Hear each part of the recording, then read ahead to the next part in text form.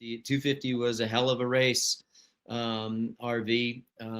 First and foremost, Haiden Deegan coming in with the number one. Um, his own teammate, Max Anstie, looked great. He wasn't surprising if you go back to how well he was doing in that East Coast division last year before he hurt himself at Birmingham. But overall, let's just rip the Band-Aid off of it. And where were you at with Deegan and in the 250 class overall?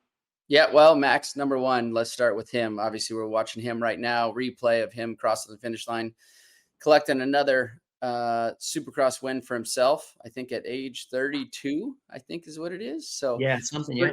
Yeah, pretty rad to see. I've said it before. Gives some of the best interviews in the paddock, and started off the season well for him. Obviously, the big, I guess, the magnifying glass is always kind of on Haiden.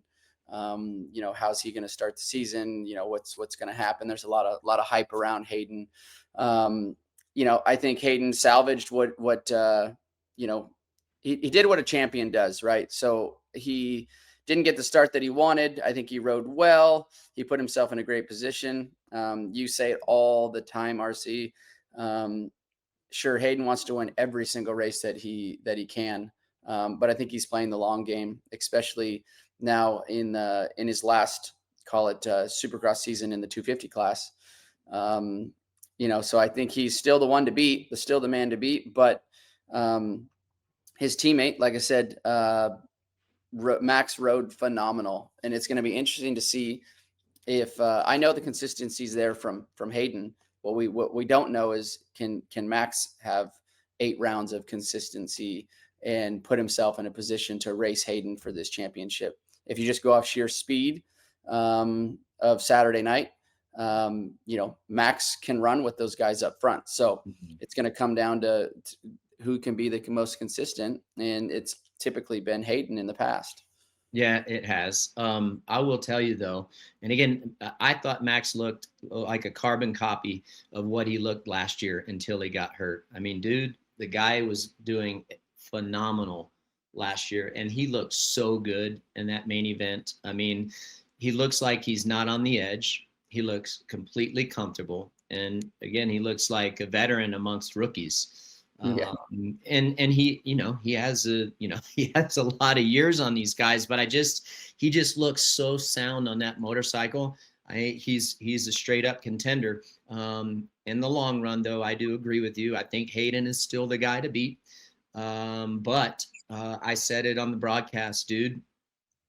He's got to improve on his starts. And the reason that he needs to improve on his starts, and you know better than anybody, it's not to just win. It's more to keep yourself or keep from subjecting yourselves to stuff that can go down mid-pack just by accident. Someone cross jumps you, someone falls in front of you, boom, you run into them, and then it could possibly end your night, end your season. And that's, it just, dude, at some point your luck runs out. And I don't care who you are. I don't care if it's you. I don't care if it's me. I don't care if it's a king of Supercross. I don't care if it's Eli Tomac. Dude, you're on borrowed time if you don't get up front early on, just especially in that 250 class. So that's what I think. I said it on the broadcast. Where are you at with him and his starts? Do you agree? Yeah, no, I do. We've seen it many, many times. We can perfect example is we can use the 450 class Saturday night, mid pack, Justin, and Mookie, right? Mid pack, they weren't up front. That would have never happened if they were in the top 5. You put yourself in a position, and it has really nothing to do with necessarily you, meaning Max or those.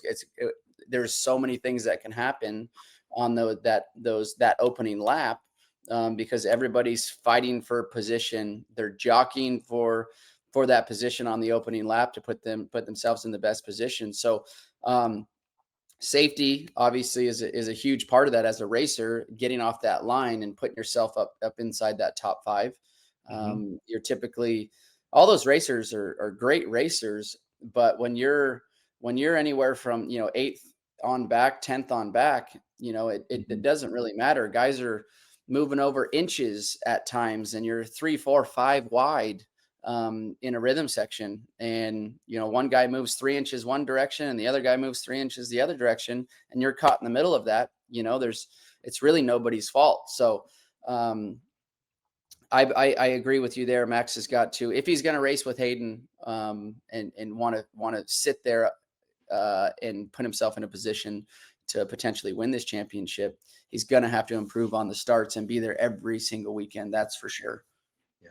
You know, and that's just kind of what I saw. Hayden rode, like I said, rode a phenomenal night, call it salvaging, putting himself in a great position. Hi folks, Lee Diffie from NBC Sports. If you enjoyed what you just watched, well, it's time to bring the action and subscribe to the Motorsports on NBC YouTube channel. You can have it all: news, highlights, interviews, and analysis. So go for it.